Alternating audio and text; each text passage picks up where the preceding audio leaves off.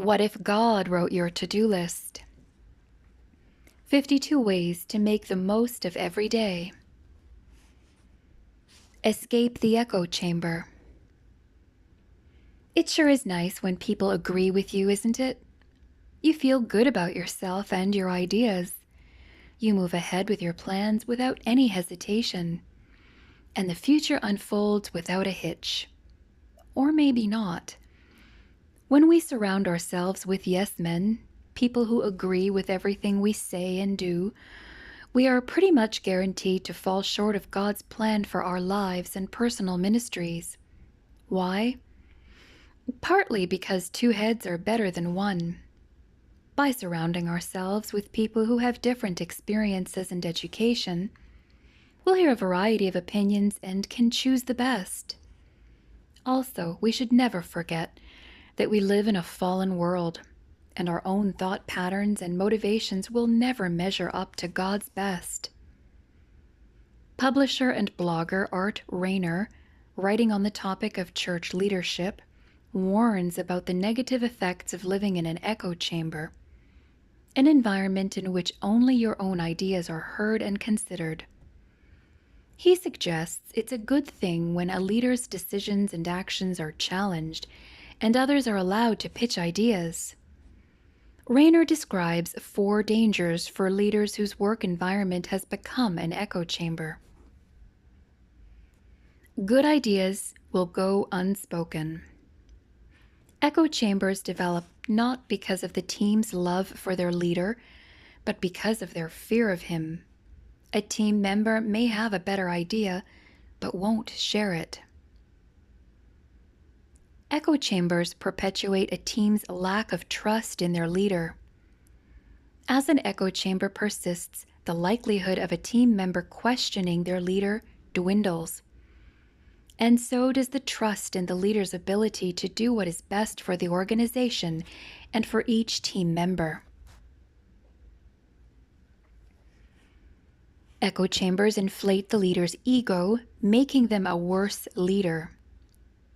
Leaders in an echo chamber will quickly convince themselves that their ideas are truly best. They will begin to think they have all the answers. They will be stripped of humility, leading to the absence of listening and empathizing. Because at some point the flaws will be seen. It won't be the team members that reveal the leader's flaws. It will come from someplace else. A bad decision will be made, and someone from the outside, where there is no fear of the leader, will speak honestly and without reservation. And the leader will try to determine how he got himself into the situation to begin with. Leaders aren't the only ones who find themselves living in an echo chamber. Many of us read or listen only to ideas that match our own. Our social circles and social media all echo the same message. We flourish on the affirmation and begin to believe we already have all the answers, which means we stop pursuing truth or thinking new thoughts. In many ways, we do have access to ultimate truth and guidance. As Christians, we have the Bible, the Holy Spirit, prayer, and the wise counsel of mentors, pastors, and accountability partners. But our interpretation of what we hear from these sources can be corrupted by the limitations of our earthbound reality.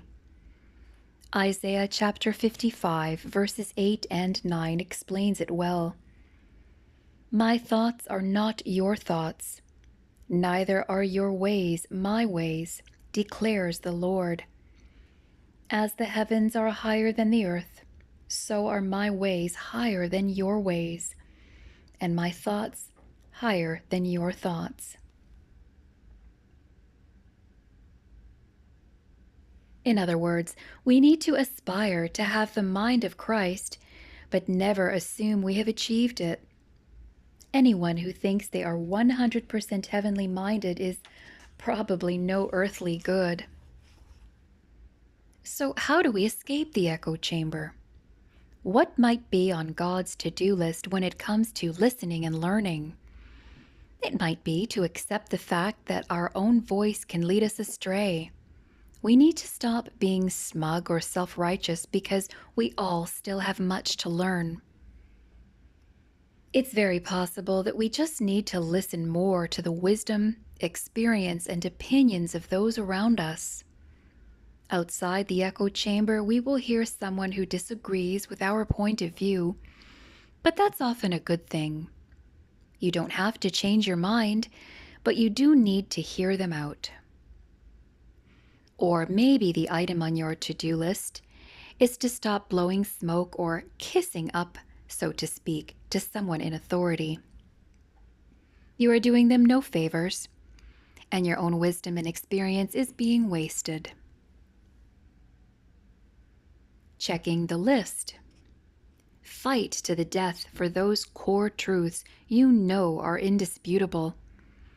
But for most of your ambitions, allow humility and curiosity to open the door to fresh winds and inspirations. You don't have all the answers. You're not home yet. Listen and learn.